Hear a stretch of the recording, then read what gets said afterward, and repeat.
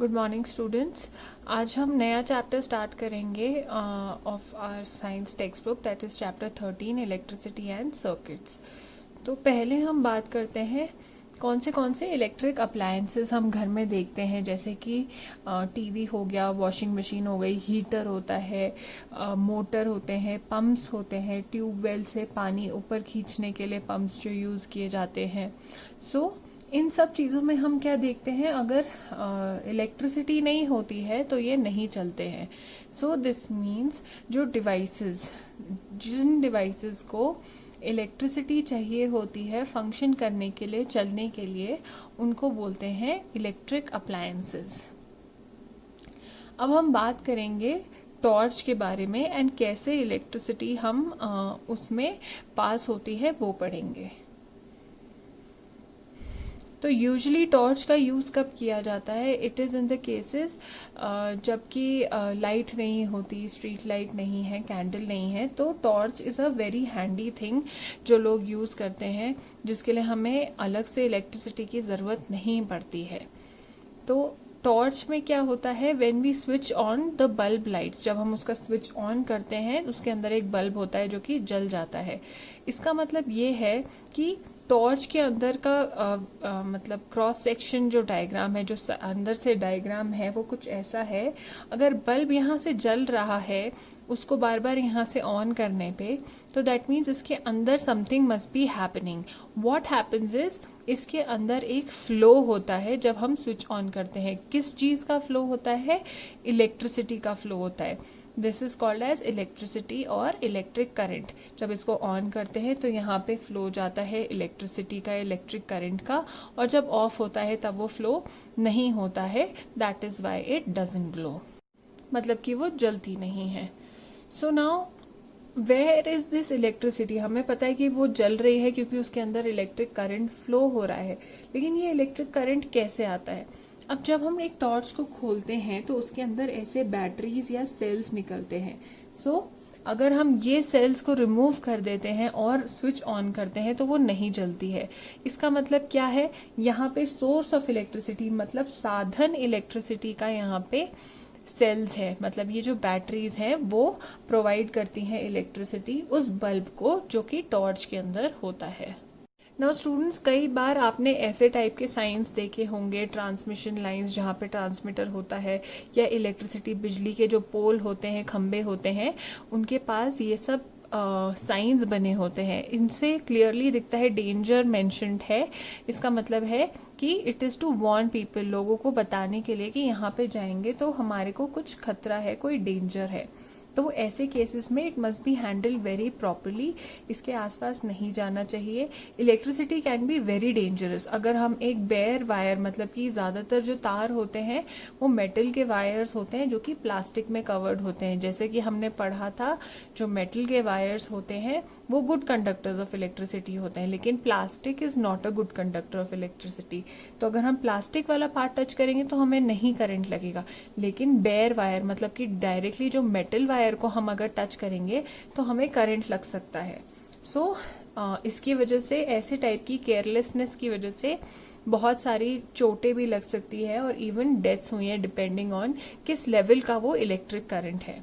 तो जो भी इलेक्ट्रिसिटी से रिलेटेड एक्सपेरिमेंट्स इस चैप्टर में होंगे वो इलेक्ट्रिक सेल्स यूज करके किए जाएंगे जो कि सेफर होते हैं।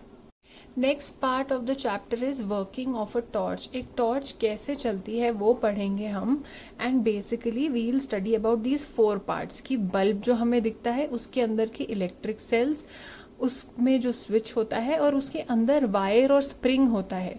तो इनकी फंक्शनिंग कैसे होगी वो हम पढ़ेंगे। Let's begin with the bulb. Bulb हमें पता है it has a glass covering, कांच की ऐसे कवरिंग होती है विच इज ट्रांसपेरेंट। ट्रांसपेरेंट मतलब you can see through it. Next चीज उसमें क्या होती है, there is a filament like this जो कि वायर की बनी होती है। It is a coiled wire, ऐसे उसके अंदर कर्व से होते हैं, and it is made up of a material, एक ऐसे मटीरियल से बना होता है जिसको टंगस्टन बोलते हैं। इसमें नीचे से ऐसे 2 वायर्स सपोर्ट करते हैं। एक वायर जो इसमें से निकलता है वो कनेक्ट करता है metal base of the bulb को, एंड एक करता है other tip of the bottom, मतलब एक यहाँ वाले टर्मिनल को और एक यहाँ वाले टर्मिनल से ये दोनों वायर्स कनेक्टेड होते हैं अंदर से, जो कि बाहर से नहीं दिखता है। जो टर्मिनल्स होते हैं ये मेटल केस के अंदर होते हैं, एक ऊपर के तरफ होता है और एक नीचे टिप की तरफ होता है।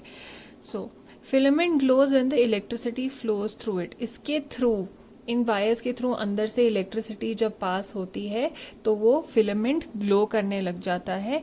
कई बार ये बोलते हैं कि बल्ब फ्यूज हो गया है, तो वो किन केसेस में होता है, जब ये फिलामेंट टूट जाता है तो इलेक्ट्रिसिटी फ्लो रुक जाता है, मतलब जो इलेक्ट्रिसिटी ऐसे से जा रही होती है वो आपस में मिल नहीं सकती है, तो वो फ्लो टूट गया है।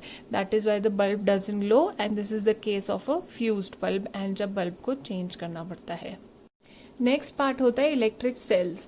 ये हमने पहले भी पढ़ा था, सोर्स ऑफ इलेक्ट्रिसिटी होता है टॉर्च में, और अगर ये नहीं होंगे तो टॉर्च नहीं जलेगी।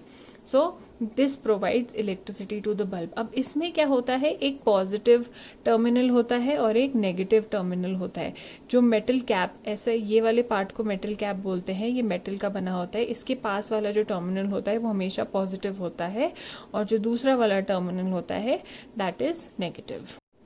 Next part of the torch is a switch, जो हम ऐसे ऊपर देखते हैं, इसको हम ग्लाइड करते हैं, ऐसे ऊपर नीचे पुश करते हैं, एंड जब ऑन करते हैं तब क्या होता है, इसके अटैच्ड होती है नीचे एक मेटल की स्ट्रिप, एक पट्टी जैसी अटैच्ड होती है, वो भी आगे पीछे होती है। तो जब ये स्विच को हम आगे करते हैं तो ये भी साथ में मूव करती है, और पीछे करेंगे या ऑफ करेंगे तो it will move along, and depending on that electricity का फ्लो मैटर करता है। So this was the next part. The next part is wire and spring. Wire क्या होता है? It is the link between the bulb and the switch. Now if this is the diagram, तो link between the bulb and यहाँ पे switch है, इसके बीच में जो ये दिख रहा है that is the wire. जो spring होता है it is the link between, मतलब connection between the cells. ये दो cells हैं, इनके बीच में और switch के बीच में जो ये connection बनता है that is the spring. The cells are placed with their positive terminal towards the bulb. जैसा कि आप देख रहे हो ये बल्ब है, यहाँ पे स्विच है, ये दो सेल्स हैं, इनमें अगर हम ध्यान से देखें तो this is the positive side. तो पॉजिटिव साइड का हमेशा हमने बल्ब की तरफ ही रखना होता है। One end of the wire is connected to the upper terminal. हमने पढ़ा था दो टर्मिनल्स होते हैं, एक ऊपर टर्मिनल होता है और एक नीचे वाला टर्मिनल होता है। एक जो वायर होता है वो कनेक्टेड होता है अपर वाले टर्मिनल से, and the switch acts like a link between free ends of wire. ये जो दो एंड से यहाँ पे वायर्स मिल रहे हैं, इस तरफ से भी इस तरफ से भी, जब स्विच को हम मूव करते हैं तो ये भी साथ में मूव होते हैं, एंड कनेक्शन बनता या तोड़ा जाता है, जिसकी वजह से टॉर्च ऑन एंड ऑफ होती है। So how the on and off position works we'll study now. So this is a diagram जिसमें कि टॉर्च ऑन की सिचुएशन है। These are the two cells, this is the bulb, and ये हमारा wire and spring जा रहा है। तो यहाँ पे जो मेटल स्ट्रिप है, ये स्ट्रिप इस वाले पार्ट से भी कनेक्टेड है, ये वाले पार्ट से भी कनेक्टेड है, एंड सारे पार्ट्स हम यहाँ पे देख रहे हैं कि कनेक्टेड है। जब हम स्विच ऑन करते हैं तो इलेक्ट्रिसिटी फ्लो होता है पूरा, एंड बल्ब ऑन हो जाता है। किस वजह से? पहले फिलामेंट ग्लो होगा, ग्लो होने की वजह से we will see some light. Let's read the points. Metal strip touches both wire and spring, मतलब जो मेटल स्ट्रिप है यहाँ पे होती है स्विच के पास में, वो वायर को भी टच करती है, इस साइड स्प्रिंग होता है उसको भी टच करती है। इस वजह से ये पूरा हमें एक कनेक्शन बनता हुआ दिखता है।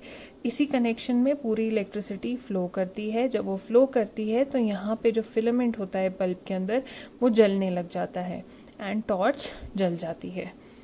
इन दी ऑफ केस क्या होता है, यहाँ पे देख सकते हो एक गैप आ गया है, यहाँ पे जॉइंट नहीं है, तो metal strip is not touching the wires. इन दोनों में से एक वायर को, या तो ये वाले वायर को नहीं टच करेगी या इस वाले वायर को टच नहीं करेगी। तो यहाँ पे इलेक्ट्रिसिटी जब फ्लो होती है तो कनेक्शन टूट जाता है। जब कनेक्शन टूट जाता है तो फिर फ्लो नहीं हो पाती, फिलामेंट नहीं जलेगा, and torch will also not glow. So this is the case of an off position in the torch.